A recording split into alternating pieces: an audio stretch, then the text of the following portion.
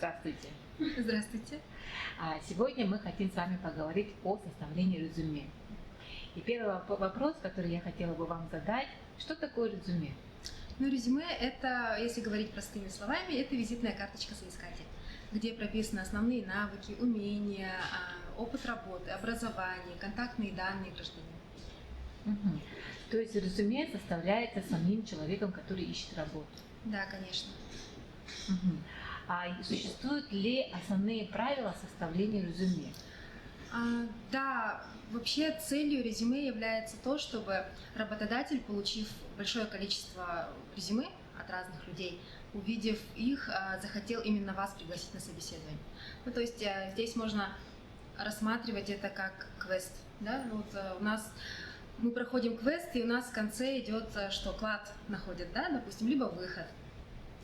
Трудоустройство также можно рассматривать как квест некий, где первый этап – это составление резюме, второй – это может быть собеседование, тестирование, анкетирование, может быть стажировка, да, и в конце вы трудоустраиваетесь. Такой некий небольшой квест.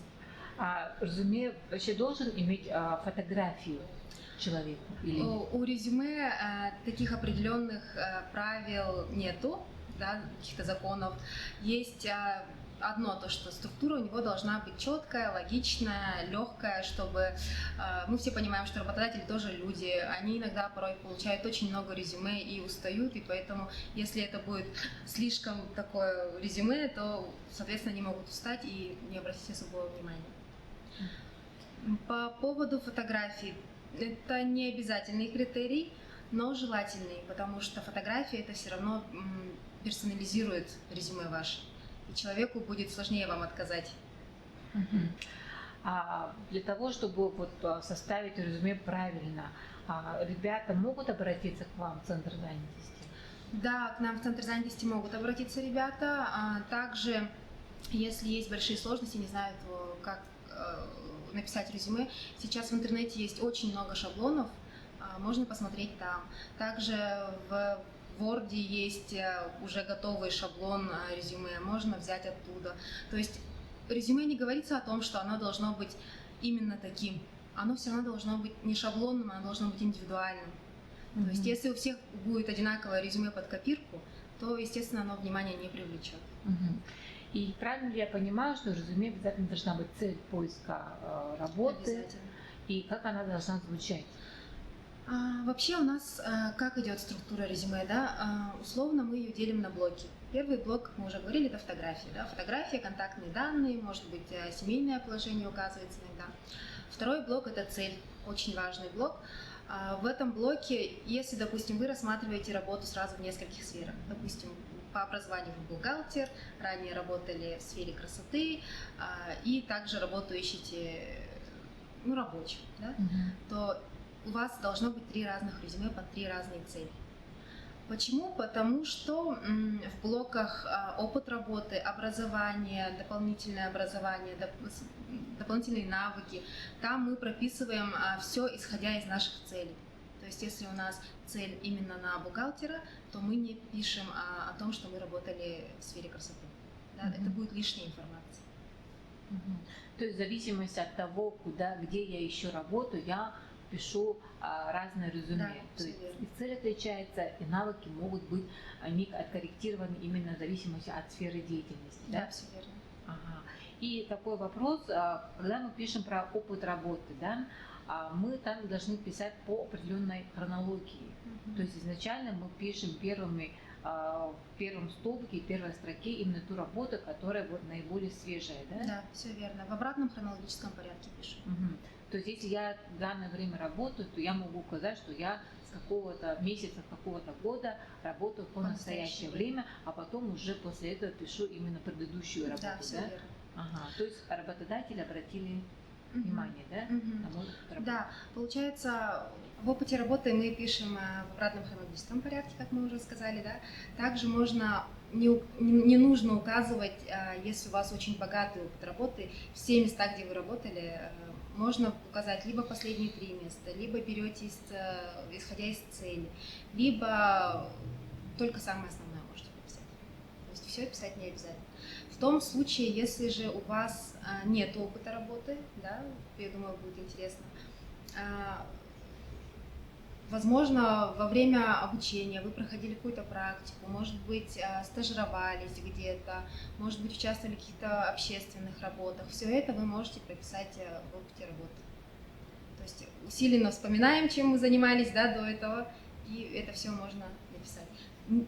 И нельзя писать, вообще не пишем в резюме ничего такого негативного.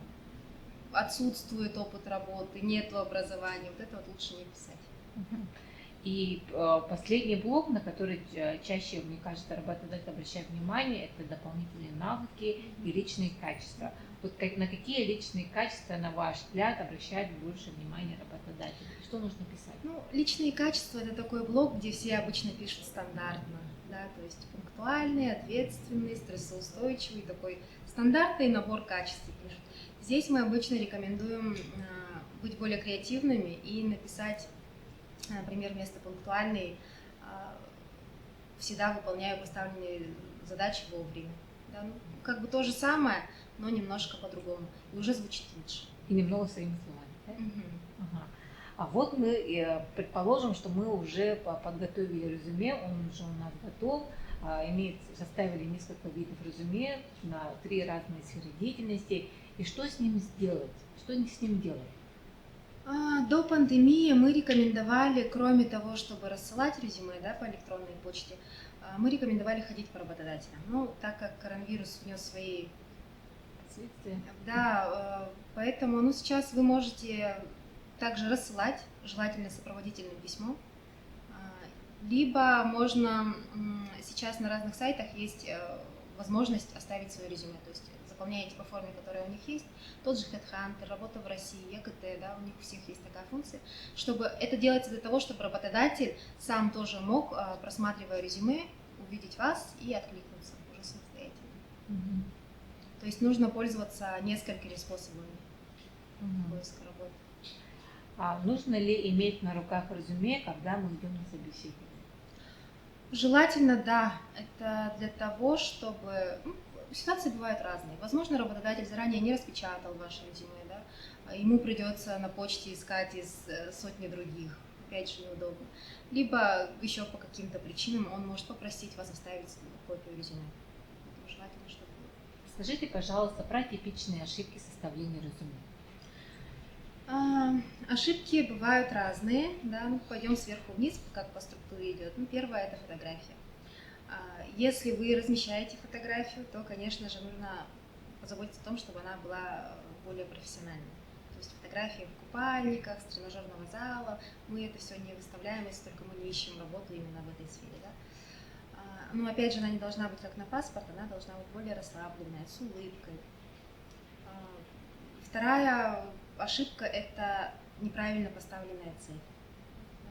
То, что мы говорили до этого. Также обязательно нужно проверять на грамматические и орфографические ошибки свое резюме, потому что это уже сразу же вас покажет не самой лучшей стороны работодателя. Но такое часто бывает, что когда очень много перечитываешь одно и то же, у тебя глаза замыливаются, ты перестаешь замечать свои ошибки, да, вроде бы элементарные. Поэтому можно попросить своих друзей и родственников прочитать, помочь, проверить. Что еще? И вот такой вопрос, да, резюме должен быть на одном листе составлен или 2-3 листа допускаются?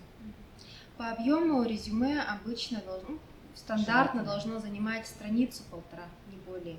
Потому что если, опять же, это очень много информации, работодатель просто не будет это все читать. У меня такой вопрос. Вот наши ребята, выпускники детских домов, только начинают искать работу. Вот только завершают свою учебу, получили образование, диплом, свидетельство и ищут работу. Вот для тех, кто не имеет опыта работы на производстве, вообще никогда не имеет, и трудовую книжку только не начинают, да, заполнять, то что им писать в резюме? В резюме они могут написать возможное прохождение практики. Да? Во время обучения все мы проходим практику, может быть, это учебная, может быть, это производственная. Это все можно вписать в опыт работы. Работа в общественных организациях, волонтеры, может быть, где-то они работали. И благодарственные письма будут указать, да? Да, благодарственные также они могут указать, но это обычно указывается в конце. В самом конце. Мгм. Ага, спасибо за интересную беседу, но давайте мы сейчас подытожим и немножко, да, поструктурируем, из каких же блоков все-таки состоит резюме и что должно идти по порядку. Ну, в первую очередь, сверху у нас обычно располагается фотография, контактные данные, семейное положение прописывается. Второй блок – это у нас цель. В цели также можно указать, рассматриваете ли вы ненормированный график работы, да, командировки. Третий блок – это у нас образование. Также в этот же блок входит дополнительное образование, то есть если у вас есть какие-то повышения квалификации, корочки дополнительные. Стажировки, да. Следующий блок – это опыт работы. Далее у нас идет навыки наши и личные качества. И в конце можно вот добавить наши награды, да, достижения, и можно также рекомендателя номер указать. То есть там, предыдущего работодателя, либо где мы проходили практику, то можем указать наш контактный телефон, электронную почту доверенного человека, да? Да, но тут нужно помнить о том, что это должен быть человек с вышестоящей должностью, да, то есть не такой же практикант, стажер, как мы. И обязательно, если вы оставляете номер этого человека, вы его должны предупредить, что я оставляю ваш номер, тем более, если это сотовый, сотовый не рекомендуется оставлять, но все же, да, потому что если вдруг позвонят не вовремя, он может сказать, что у вас, наоборот, нелестное, поэтому обязательно предупреждайте.